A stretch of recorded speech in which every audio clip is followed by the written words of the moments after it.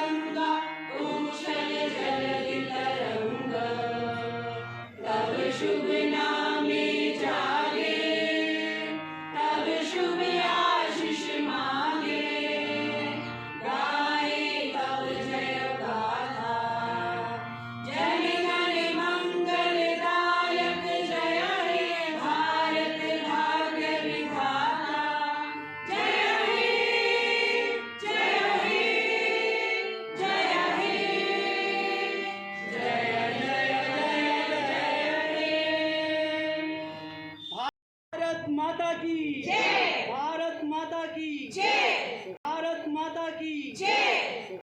The day has become beautiful and the morning is very special as we all are sitting here together and celebrating our 73rd Republic Day. The day has very significant moments if we remember our history and if we see the work done by our freedom fighters and how the constitution was made. It gives us a shiver. The way they work, the way try to make our country, it is really salutable, and because of their hard work, their sacrifices, we are here together, we are doing our job, we are living in a free country.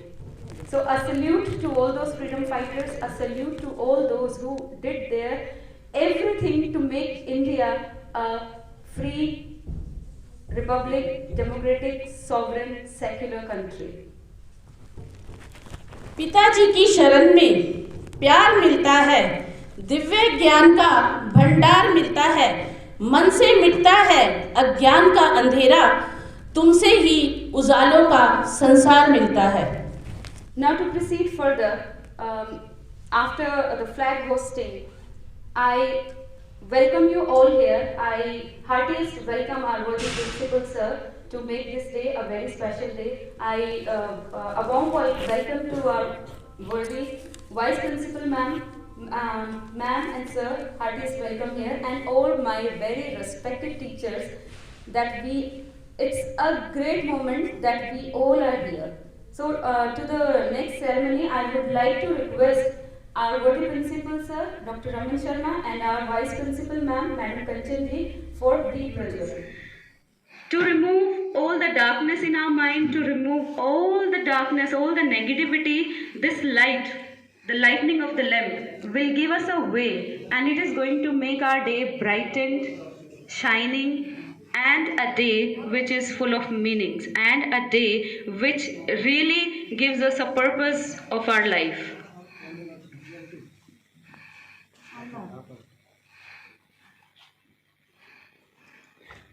Thank you sir. हवाओं को बताए रखना, रोशनी होगी चिरागों को जलाए रखना, लहू देकर की है जिसकी हिफाजत हमने, ऐसे तिरंगे को हमेशा अपने दिल में बसाए रखना. Very true, ma'am. Because it's 26th January, and I was saying that people have sacrificed a lot. Just few days back, on 23rd of January, that was the birthday of Netaji Subhash Chandra Bose. So, on the behalf of Satyanand Public School, I pay my tribute to such a legendary personality, Netaji Subhash Chandra Bose. As ma'am was saying, we are going to pay our full attention, and we are going to make this country a proud country. When he was fighting, Netaji Subhash Chandra Bose, when he was fighting, the struggle was going on. At that time, there was a very famous song, Kadam Kadam Badhaye Ja, Khushi ke Geet Gaye Ja, Ye Zindagi Hai Kaum Ki, To Kaum Par Lutaye Ja. So keeping all these aspects in our mind, we should do our duty, and we all teachers trying our level best. We all citizens of this country trying our level best to make this country a great country as it was in our history. Now, I think the day, any event, it doesn't feel a celebration if there is no song, and to pay our regard, to pay our tribute, and to enjoy this day wholeheartedly, our teachers have prepared a song, and I think the teachers are ready. So I request all those my very talented, versatile teachers to be here on the stage. Thank you. I think teachers are ready, and we are very glad to hear your melody song.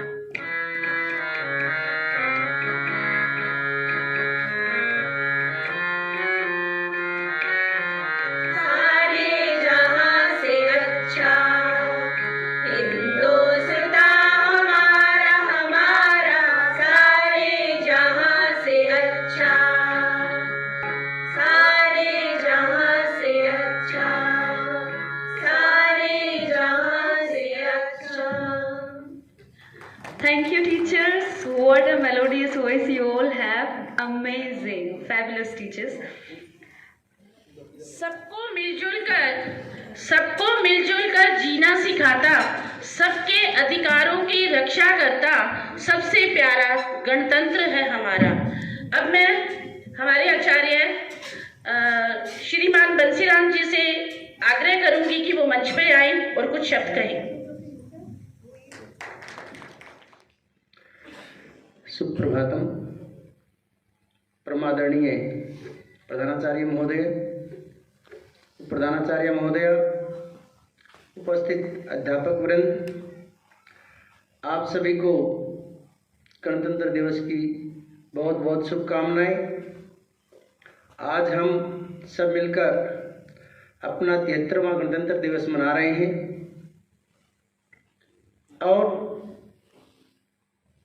इसके गणतंत्र के माध्यम से हमें जो आज़ादी मिली, उस आज़ादी की सुरक्षा के लिए, उस आज़ादी की रक्षा के लिए हम इस गणतंत्र दिवस को मना रहे हैं। 26 जनवरी 1930 को जो लाहौर अधिवेशन हुआ, वहाँ पर सभी ने संकल्प लिया कि हमें पूर्ण स्वराज्य चाहिए। उसकी मांग उन्होंने की और जितनी मांग वो पुरजोर रखते थे स्वतंत्रता सेनानी, उसके विरुद्ध अंग्रेज अपनी दमनकारी नीति अपनाते थे। लेकिन भारतीय जो शूरवीर थे, उनमें जोश की कमी नहीं थी। उन्होंने अपना सर्वस्व न्यौछावर कर दिया, लेकिन इस मांग से वो पीछे नहीं हटे। अंततोगत्वा लाखों वीरों की शहादत के बाद 15 अगस्त 1947 को हमें आज़ादी मिली। अब इस आज़ादी को कैसे सुरक्षित रखा जाए, उसके लिए संविधान जरूरी था और 1946 में ही संविधान की रचना शुरू कर दी गई। 26 नवंबर 1949 को इसको स्वीकार किया गया और 26 जनवरी 1950 को इसको लागू किया गया। गणतंत्र गण यानी समूह का राज्य, जिसके माध्यम से हम अपने देश की आज़ादी की सुरक्षा के लिए अपने राजनीतिक जो प्रतिनिधि हैं उनको चुनते हैं और उनको अधिकार देते हैं कि वे ऐसे कानून बनाएं ताकि दिन और रात हमारा भारत उन्नति करे और सुरक्षित रहे। और शिक्षक होने के नाते हमारा कर्तव्य और भी बढ़ जाता है, क्योंकि हमारा संविधान हमें हमारे कर्तव्यों की जानकारी देता है और हमें हमारे अधिकार भी बताता है।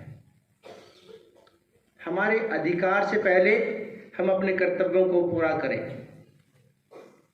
वास्तव में जब हम अपने कर्तव्यों को निष्ठा भाव से करेंगे, समर्पण भाव से करेंगे, तो हमारे अधिकार हमें मांगने का अधिकार होगा। वर्तमान में यदि हम देख रहे हैं पूरे देश में अधिकारों का हनन हो रहा है, लोगों को उनके अधिकार नहीं मिलते। इसके लिए भी आपने और हमने संघर्ष करना है और ये संघर्ष निरंतर चलता है और चलता रहेगा। आज हम संकल्प लें कि आज के दिन हम अपने कर्तव्य पथ पर चलेंगे और अपने कर्तव्यों की पूर्ति करके इस देश को महान बनाएंगे। 2-3 दिन पहले एक वीडियो व्हाट्सएप पर आया, बहुत ही अच्छा लगा, हृदय स्पर्शी। उसमें एक शिक्षक ने बालक से पूछा कि बेटा बताओ, जो हमारा झंडा है इसमें कितने रंग हैं? उसने कहा सर इसमें 5 रंग हैं। कहा कि तेरे को पता ही नहीं 5 रंग है? अरे इसको हम तिरंगा कहते हैं। आपको कैसे, किसने बताया 5 रंग है? नहीं सर 5 रंग है। हम बता, केसरिया है, सफेद है और हरा है। तो हाँ फिर और कहाँ है? देखिए आप, इस सफेद रंग के अंदर एक लाल सा रंग और है। कहाँ है कि ये जो लाल रंग है ये रक्त है उन वीरों का, उन अपने शहादत देने वाले सैनिकों का, जिसे हमें उसको भी याद रखना है। तो आइए आज हम उन वीरों को, उन अपने स्वतंत्रता सेनानियों को याद रखने का संकल्प लें, उनके स्वप्न को साकार करने का संकल्प लें, तभी हमारा कर्तव्य पूर्ण होगा। जय हिंद, जय भारत, नमस्कार, धन्यवाद।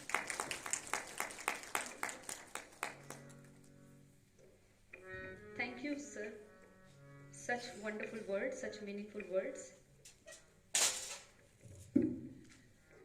कुछ नशा तिरंगे की आन का है, कुछ नशा मातृभूमि की शान का है। हम लहराएंगे हर जगह ये तिरंगा, नशा ये हिंदुस्तान की शान का है। बिल्कुल ठीक कहा सुमन मैम ने, ये नशा इस तिरंगे की शान का है।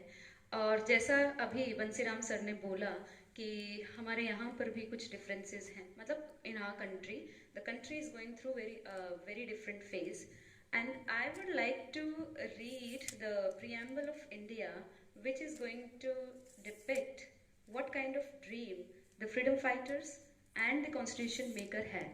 The day will be very significant if we know कि what our Indian constitution constitute actually. So we the people of India, having solemnly resolved justice. What kind of justice? This is written in our preamble. What kind of justice they say? Our constitution says justice, social, economic, and political. Liberty. What kind of liberty? Liberty of thought, expression, belief, faith, and worship. Equality of status and opportunity. And to promote among them all fraternity, assuring the dignity of the individual and the unity and integrity of the nation. In our Constitution Assembly, this 26th day of November 1949, do hereby adopt, enact, and give to ourselves this Constitution. So this was the dream where we all were expecting complete freedom, liberty, equality, fraternity, and the country should be a secular, democratic republic. All these things were expected to be here, but nowadays, we are struggling to gain this preamble of India, and it is not like that we cannot achieve it. It can be done when we all are thinking what is my duty towards my profession, towards my family, towards my country. When the thing starts with the smallest one, the bigger task, when we are taking small steps, we can easily go to our big target. So first of all, we need to see in our surrounding what I am doing, whether I am following all these aspects which is given in our preamble, or I am just living a life. Okay, I have been here, so I have to go with that. So we need to analyze whether we are actually living, are we going with our actual purpose of life, or it's just because I am in this on this earth I have to live. Is there a situation of have to or must? We need to differentiate these things. So with this, my personal opinion, that is, this day is going to be very meaningful if I'm going to follow all these things and I'm going to implement whatever the objectives Indian education system has given to us. Only then the day will be actually a celebration, actually has some meaning to us. Now, not wasting any other moment, I would like to request our worthy principal sir to come over here and address us for your inspirational words. We are eagerly waiting, sir. Thank you, sir. क्या कहें, कुछ occasions ऐसे होते हैं कि जिसपे खुशी की वजह से शब्द निकलना मुश्किल है। कहना कुछ चाहते हैं लेकिन निकलता शब्द कुछ और है। आज का ये दिन जो है, ये भी एक ऐसा ही एक ओकेजन है जहाँ पर बहुत कुछ दिल में होता है, बहुत कुछ कहना चाहते हैं, लेकिन वो शब्द जो निकल के आने चाहिए, वो शब्द कई बार आते आते रुक जाते हैं। लेकिन फिर भी सबसे पहले तो खुशी इतनी है आज के दिन के लिए कि सही मायनों में, क्योंकि हम लोगों ने अपने अधिकारों को जाना पहचाना। कर्तव्य और अधिकार दोनों एक दूसरे से जुड़े हुए हैं, मुझे ऐसा लगता है। मुझे ये भी लगता है अगर हम अपने कर्तव्य, रिस्पॉन्सिबिलिटीज़, अपनी ड्यूटीज़ को प्रॉपर वे में, सही मायने में, सबसे पहले तो समझना है। अगर हम समझ सकते हैं, क्योंकि समझने के बाद ही अगला स्टेप होता है कि हम इम्प्लीमेंट करते हैं।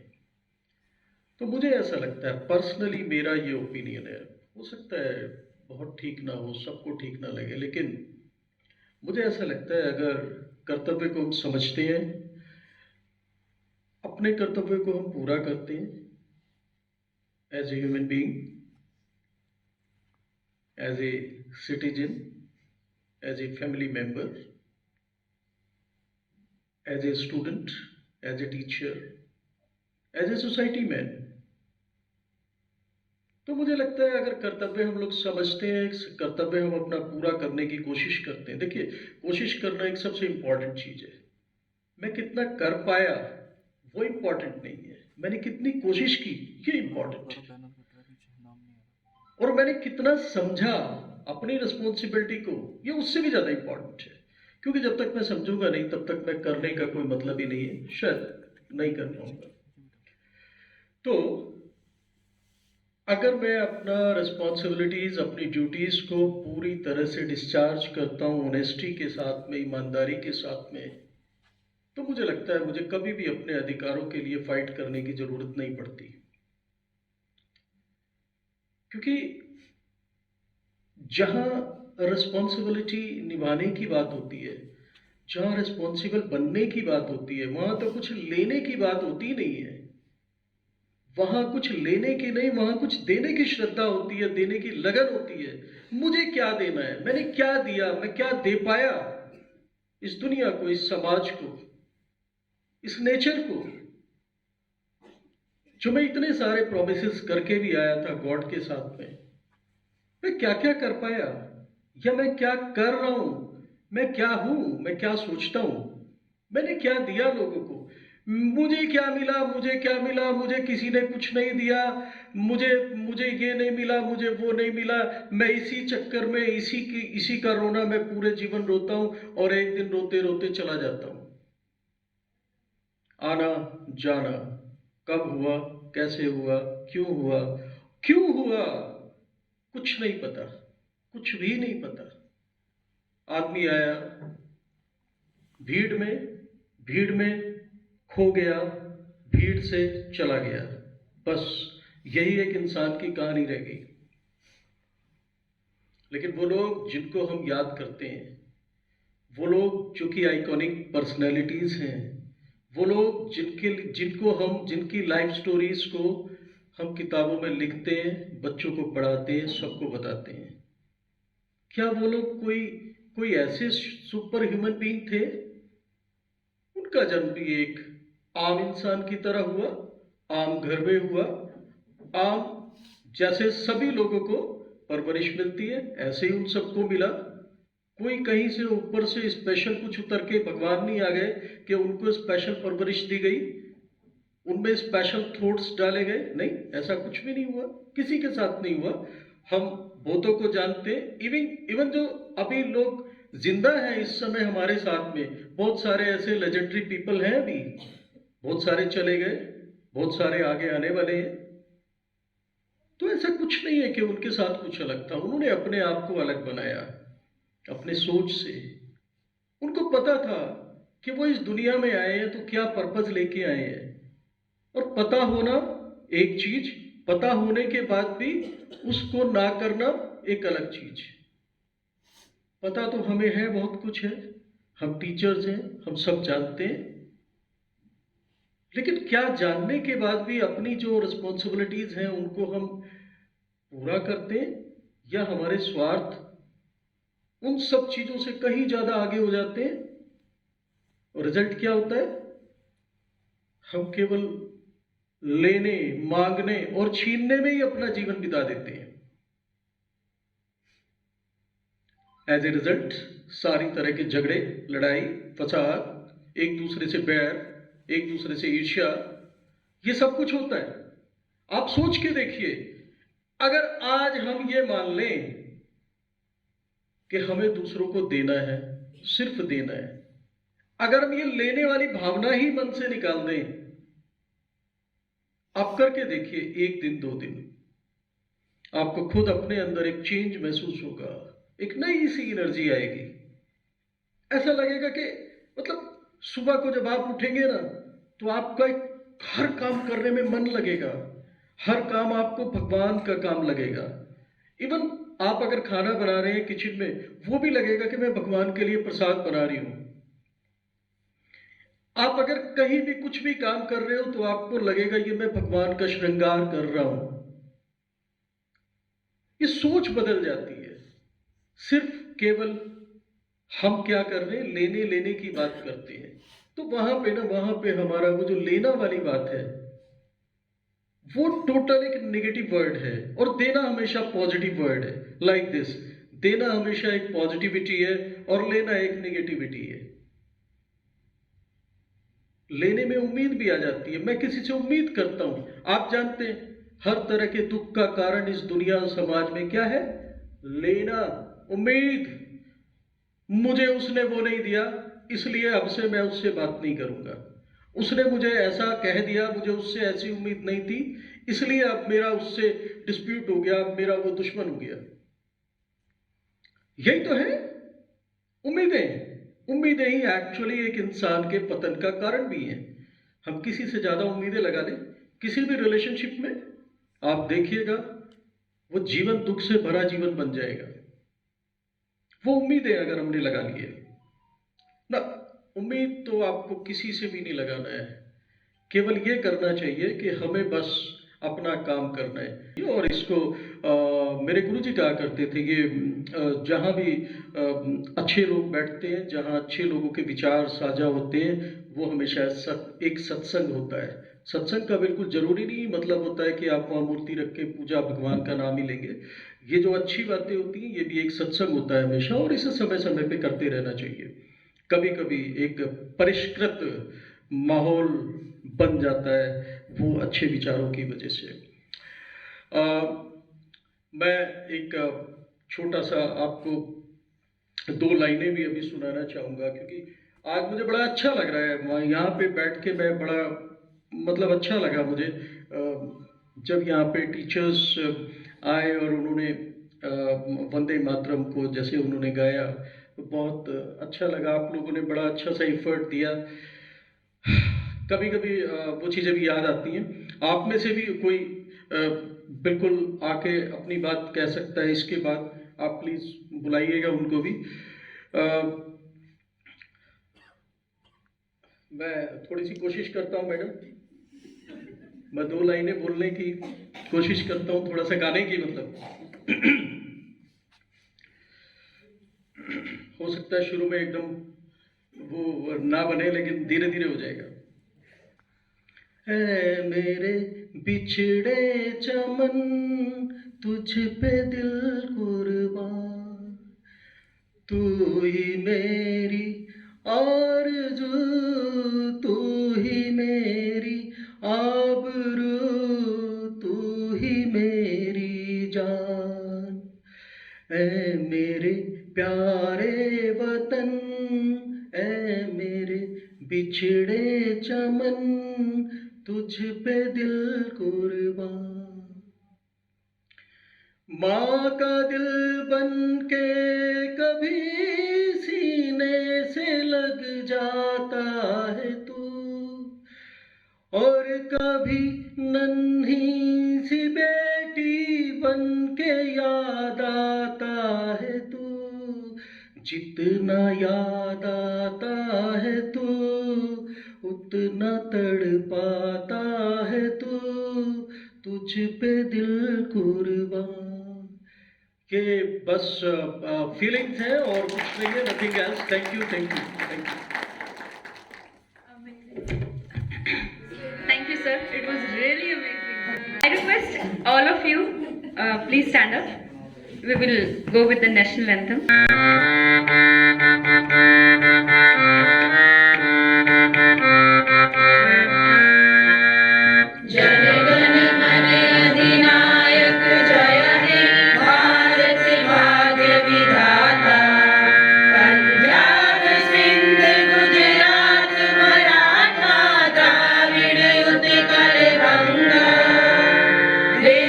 हिमाचल यमुना गंगा कौशल जलधि